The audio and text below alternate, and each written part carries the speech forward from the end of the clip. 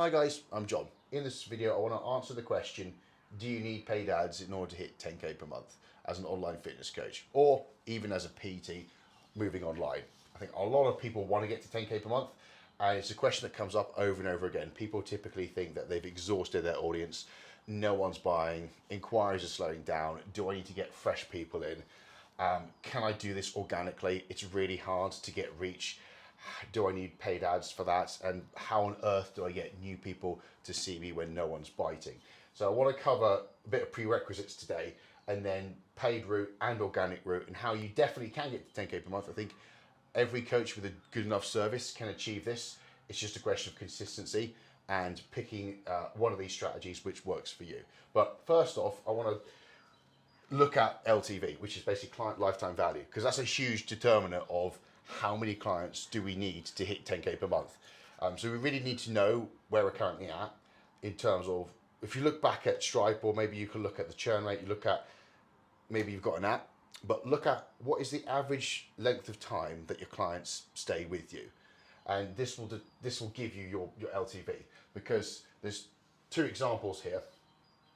If you're doing 12-week packages, and let's just say your average client lifetime is circa 12 weeks, because that's what you market and that's what people come in for, typically like a challenge funnel. You need 289 people throughout the entire year to get to 10K, and that's if you charge like $150 a month. So these figures here, I've kind of put it at the lower income bracket. If you're charging $150, most coaches between $150 and $250, but to be conservative, I put you need almost 300 people if your lifetime value is 3 months. Whereas if you can get 8 months of lifetime value, you need 87 people. So this whole question, it really does determine on how your service is structured and how long you keep people for on the inside of your service. I say 8 months because that's what my clients average with their clients when I work with them.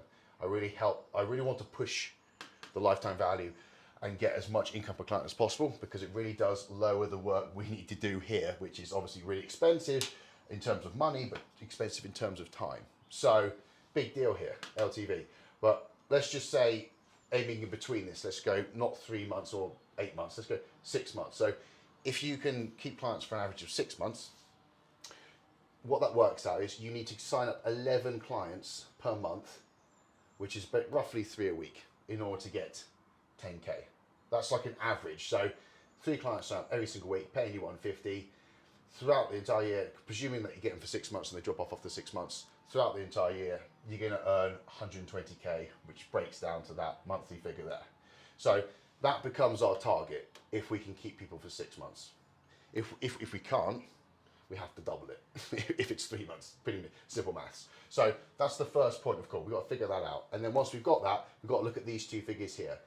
3%, 15%. Look at your audience size. Again, a lot of this question, or the answer to this question, comes down to how big is your exposure? What is your current reach? Like organically. Because at most scenarios, in most businesses, most niches, most markets, 15% of your follower are going to buy from you. The other 85% probably won't. Not for a long time, or even ever. So you've got to look at how 15% of your current following, what is that number? And how does that relate to these two? And then 3% is the number of people who are ready to buy right now, like pretty much exactly right now, if you get the messaging right. So this percentage here, that determines how many people can we actively engage, help, nurture to get onto a call, or use effective content to get with a good call to action to get people to sign up or inquire. And then the 50% gives us that latent bracket of like, right, are these people we can give free resources to? Can we provide them something? Can we get them as a subscriber? Can we nurture them through emails? What can we do to build relationships over time to move 15 to 3%? So this is really necessary stage to go through before we can actually even get on to working out, due to your situation, what do you need? But if we say 6 months average, we need to go 3 signups a week, that's our target.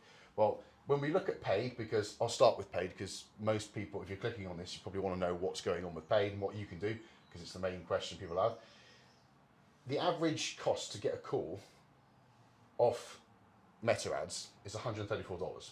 So if you're going straight towards service and you're not giving them anything free initially, and you're going straight in at your offer, depending on how good your offer is, again, this isn't average, really does depend on what the offer is, what the value is, it's going to cost 134 per call. Now, an average close rate, or an acceptable close rate, is 27%. What that means as a close rate is, out of 100 calls, 27 sign up. And off the back of that, you could probably scoop in another 20%, which is, 5%, 20% of 20 is 5. That's the maths, working out. You could probably get another 5% of that total figure if you follow up correctly. So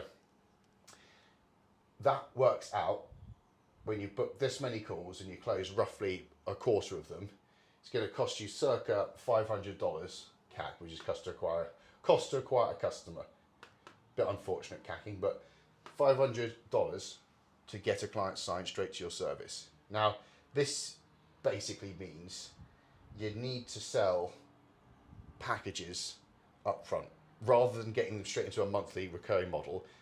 Unless you know your retention's really good, really good, you need to sell maybe 3 or 6 months up front.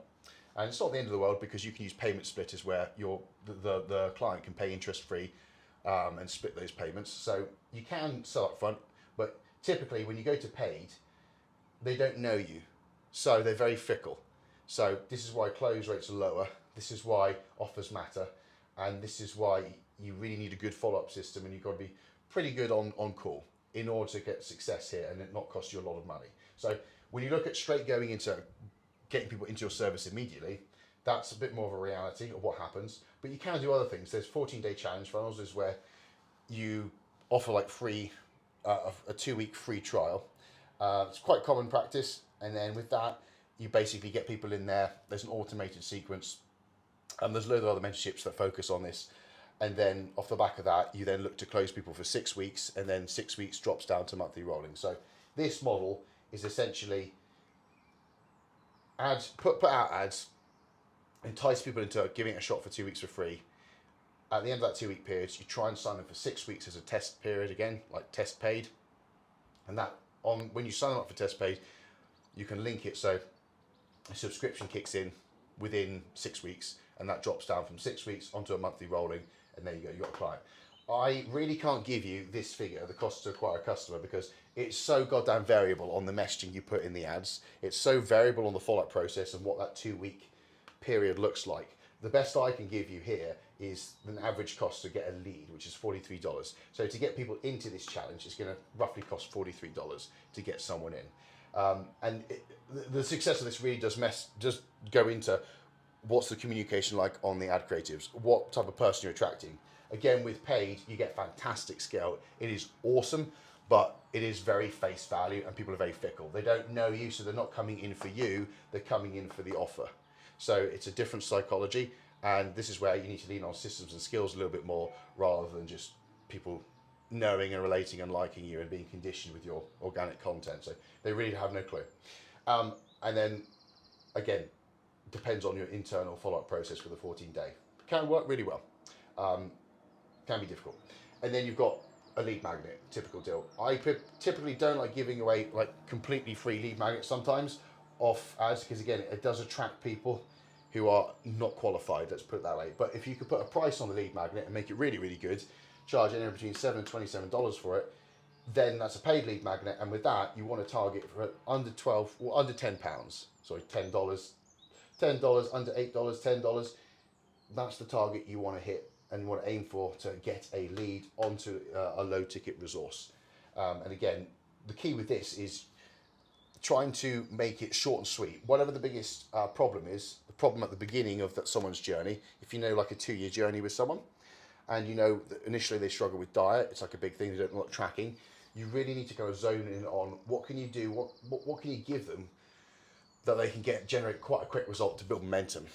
The worst thing you could do probably here is getting someone to grow their quads, because quads take ages to grow. So, that long, I dropped my pen, but it takes so long to grow quads. It's not a good idea to get a lead magnet based on that, because people are not going to see the result and they're not going to value that.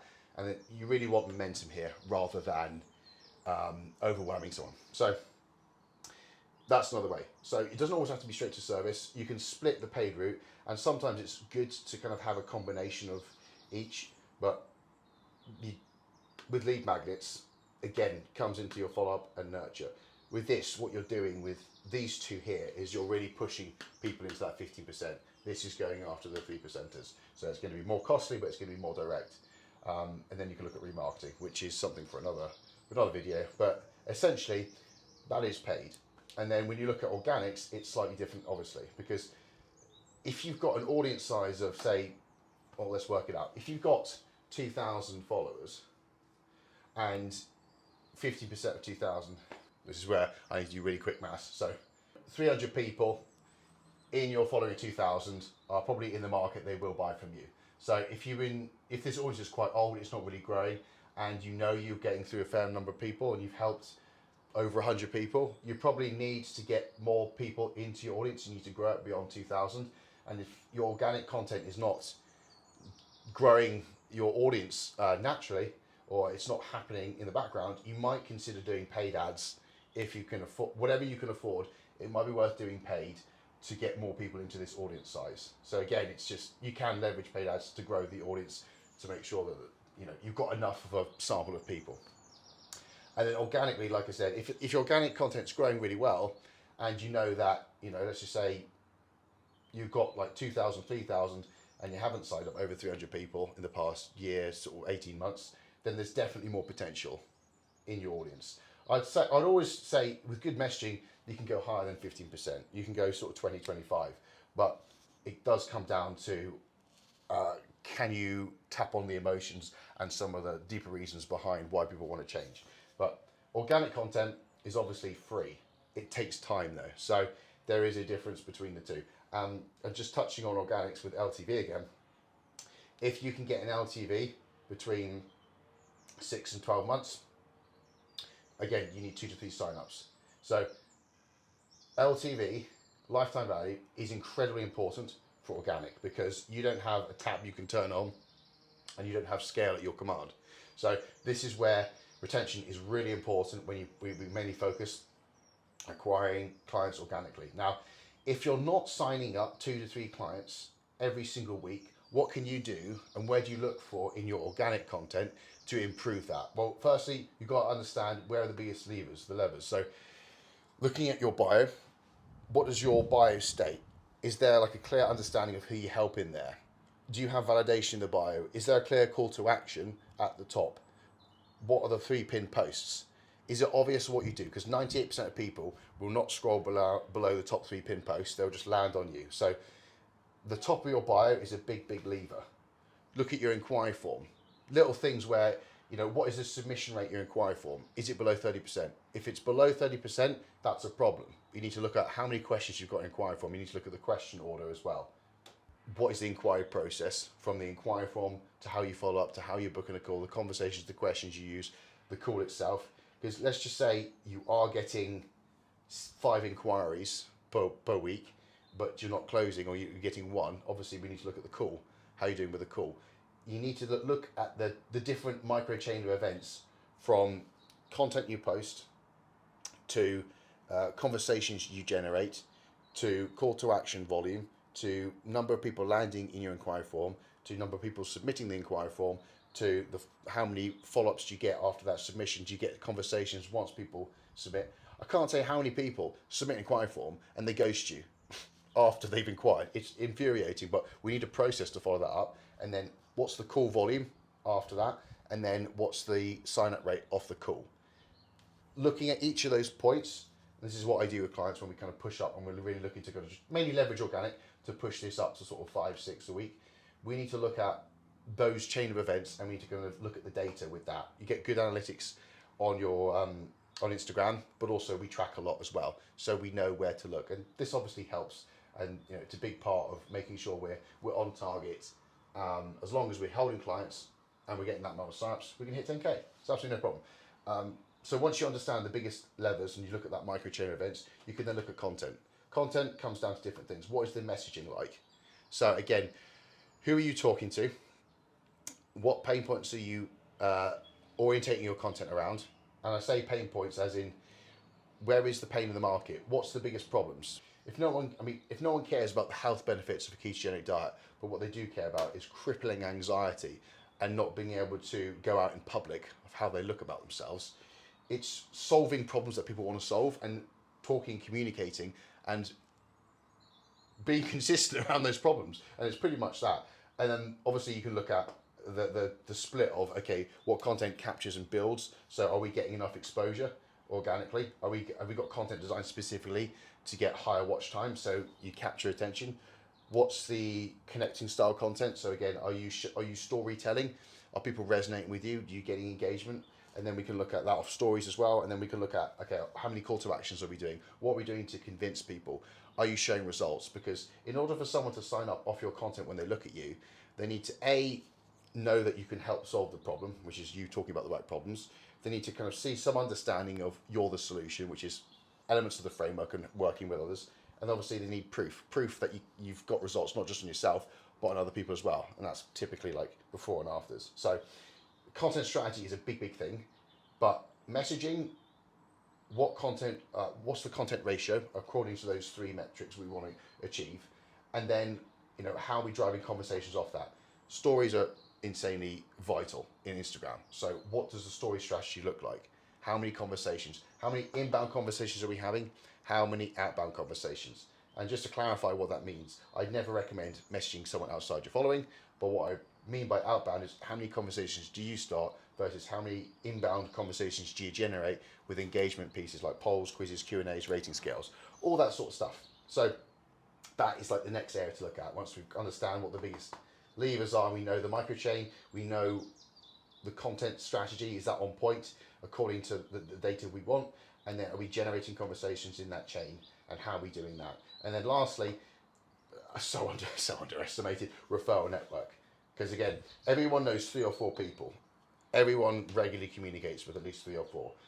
If we can average 1 sign up per client across the client base, doesn't really always work out like that, because you get people who serially refer. So those individuals, they're your champions. They will disproportionately get more referrals for you, and it averages out across the whole client base. But we want to average, as a good service, at least 1 sign up, 1 referral per client. Again, that lowers that to 1.5, which makes our job easier, because if we can hold them on for long enough and we can get referrals from them, we need to average 1.5 sign-ups per week, and then all of a sudden it lowers the stress and effort required. I mean, you just do more. You go more than that, but it just lowers the demand. Probably that's the right word. Think, John. But what's our referral network? Are we getting in front of other people's followings? Are we increasing your reach beyond your own content limitations? So how much are you getting outside your audience?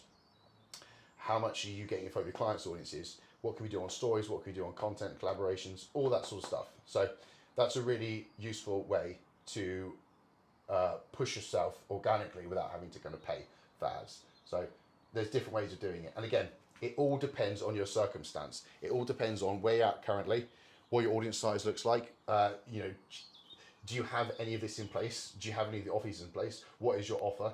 And the type of people you help. It's so variable. This is why I work one-on-one with every single person I take on, because if you're trying to push people through a generic program, it's meaningless, because you could be wasting your time pushing that where you had so much success pushing that because you're really good at one of these skills. So it really does depend on current position, current goal, and skill set, depending on what you have. And if you're stuck with any of that, obviously you could book at a call. More than happy to talk through it and go through it in further details to kind of give you a better understanding. Obviously, it's not going to be a sales call. It's just going to be a no pressure look at what have you got in front of you, and if I can help you in any way, I will. I'll recommend which route to go down, or if you can hybridize both. But the key is getting you moving, getting you towards that, because everyone has the potential to get to that figure.